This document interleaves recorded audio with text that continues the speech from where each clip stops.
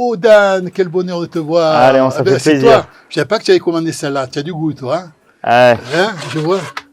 Moi, Alors, si je viens ici, c'est pour avoir le meilleur. écoute, ça va faire orgueilleux si je vais te dire que c'est la meilleure pizza. Ce que je peux te dire, c'est que c'est un grand bonheur de te retrouver. Ouais, Voilà. le bonheur est pour moi. Voilà. Léon, rien que quand je sens l'odeur de ta pizza, Ouais. je sens qu'elle a quelque chose de particulier.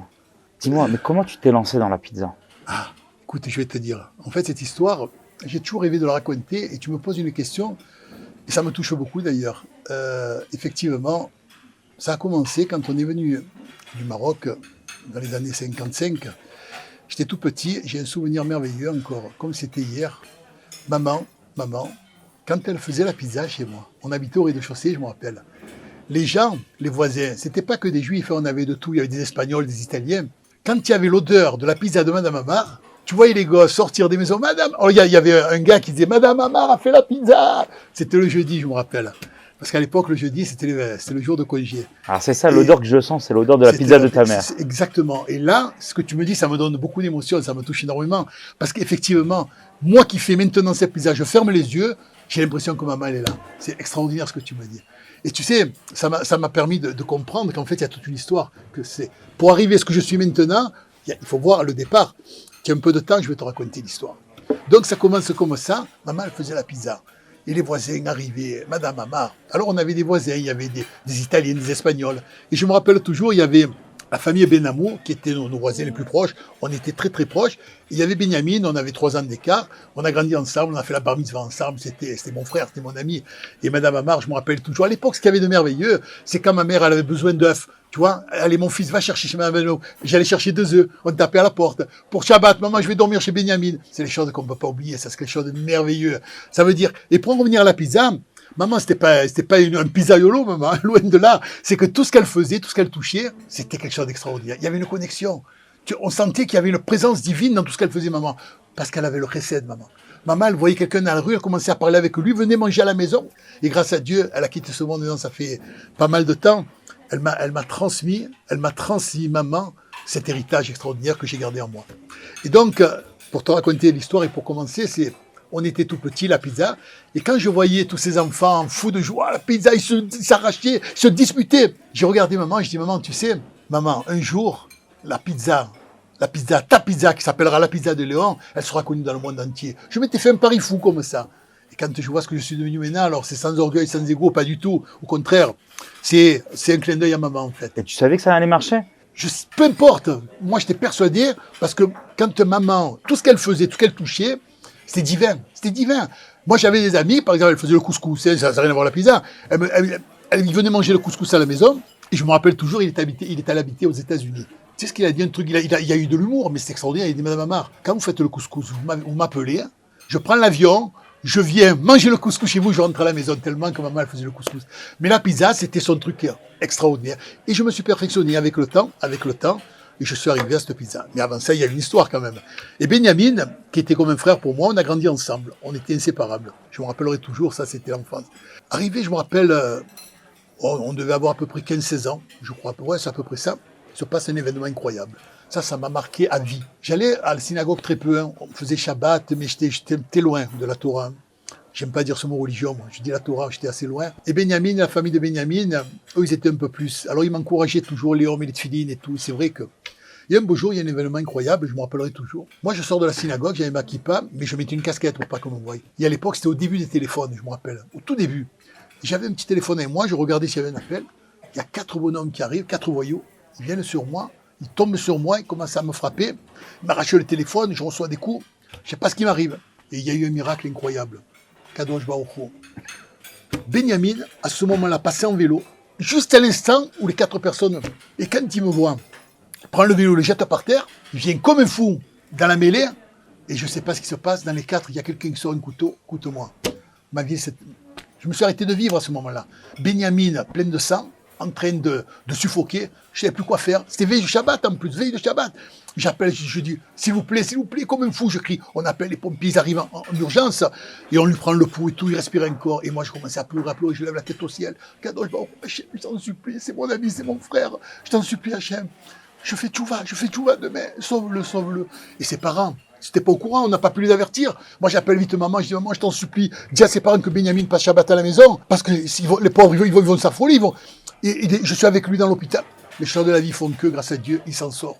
Il s'en sort. Et ça a été un grand moment après on a averti les parents. Donc, ce moment-là, ça m'a marqué pour la vie. Donc, je vais essayer d'aller un peu vite. Les choses de la vie, on fait que, on grandit ensemble et tout. Il arrive un moment, moi qui avais ce don de pizza, de partout où j'allais, ta pizza, mais je voulais prendre une affaire, mais on me mettait des bâtons sur les routes partout. Et moi, j'en avais marre. Et un beau jour, je prends la décision, je dis à Benjamin, tu sais quoi? Moi, je veux partir en Israël. Je veux partir en Israël, viens avec moi. Il me dit, Yehuda. Non, à l'époque, c'était Léon, maintenant c'est Yehuda. Il me dit, Léon, tu sais quoi? Je vais me marier bientôt, ma femme, elle a toute sa famille, elle n'est pas prête à partir. Alors, ça m'a un peu déçu, parce que c'est mon frère, on était inséparables, tout ce qu'on faisait ensemble. Alors, je dis, écoute, on va faire quelque chose d'impact, toi et moi. Tu sais quoi? Chaque fois que ce soit ton anniversaire ou mon anniversaire, ne serait-ce qu'une fois par an, que ce soit au bout du monde, on le fête ensemble. Il n'y a pas de problème. Moi, qu'est-ce que je fais? Je prends mes clics et mes claques, je m'apprête, j'embrasse mes parents avec beaucoup d'émotion, et je veux partir, j'arrive à Jérusalem.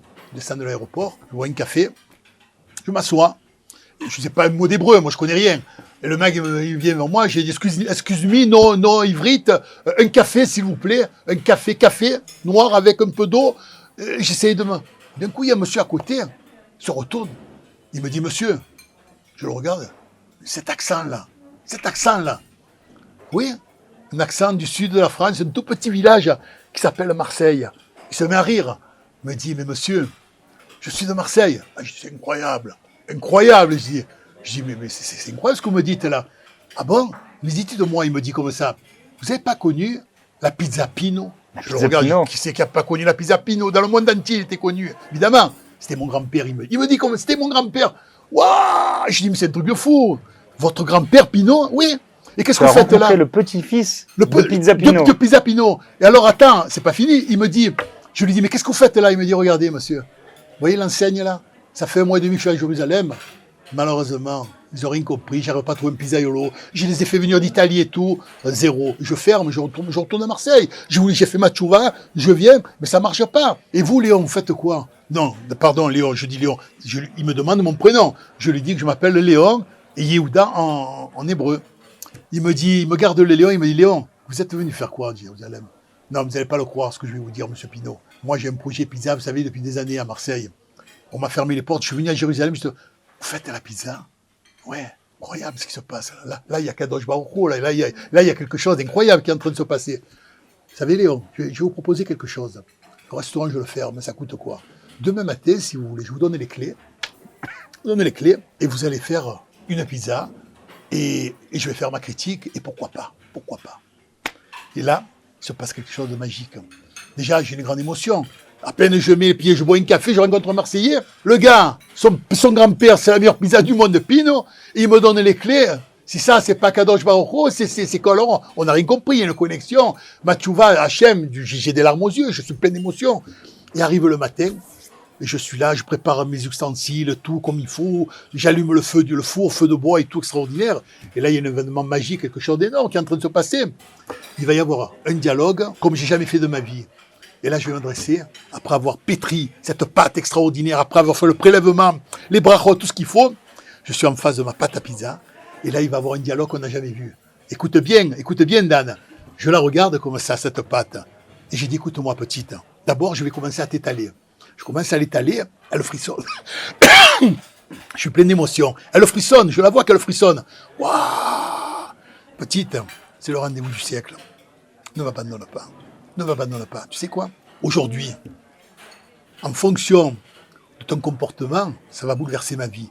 Alors, c'est le rendez-vous auquel, incontournable. Et moi, qu'est-ce que je fais? Je la pétris. Tu veux de la couleur? Mais bien sûr. Je prends de la sauce tomate, je mets de la couleur, du basilic. Tiens, du basilic, regarde, on entend les cigales. Regarde ces olives noires du Garlaban. On a mis tous les ingrédients qu'il fallait mettre. Maintenant, la balle est à toi. La balle est dans ton camp, ma petite. Regarde ces flammes, elles t'attendent. Regarde Hachem, il a fait en sorte qu'il y a des flammes merveilleuses. Alors écoute-moi, tu vas cuire. Et quand tu vas sortir, c'est le craquant qui va faire la décision. Je prends la pizza, je l'étale, je la mets dans le four, et j'ai beaucoup d'émotions. J'ai presque une larme qui arrive. Et je me tourne à la pizza, et je la vois qu'elle chante, elle parle, elle est pleine d'émotions, c'est extraordinaire. Et au moment donné où je la fais venir vers moi, je commence avec la roulette, là, comme ça, là, tu sais. Et là, il y a le bruit du craquant. Ah, je commence à pousser un cri. Le craquant, pour moi, c'est une base essentielle dans la pizza. Tu entends le craquant, ça veut dire qu'elle est cuite parfaitement. Déjà, il y a le craquant, il y a le bruit. On va voir le goût. Le goût, c'est pas moi, on va appeler Pinot. Monsieur Pinot, je l'appelle. Oui, oui, Léon, qu'est-ce qui se passe? Venez voir, venez voir. Déjà, il descend, il arrive comme un fou. Il voit la pizza, il a un moment d'émotion, il dit waouh, c'est incroyable. À l'œil, il est surpris de voir cette pizza. Incroyable, c'est merveilleux. Et quand Monsieur Pinot, il prend la pizza pour la goûter, là, il ferme les yeux, parce que c'est un moment magique, ça, fort. Il ferme les yeux, il prend la pizza, déjà l'odeur. Il ouvre la bouche et il croque. Et là, il se passe un moment incroyable. Au moment où il mord sur la pizza, il pousse un cri, il appelle son grand-père. Papy, papy, il appelle. Elle est là, la pizza, papy, c'est ton goût. C'est le goût que j'ai jamais revu, il est là. Et là, il est plein d'émotions, il a les larmes. Et moi, pour moi, c'est une victoire. Je dis, ça y est, on se serre dans les bras, on pleure tous les deux. Ça y est, grâce à Dieu, il s'est passé quelque chose. Donc, on ouvre le restaurant à nouveau. Et de là, c'est reparti. Et la pancarte, la pizza de Léon. Et un succès fou. 15 jours après, on refuse du monde. Et se passent des événements extraordinaires qui vont suivre.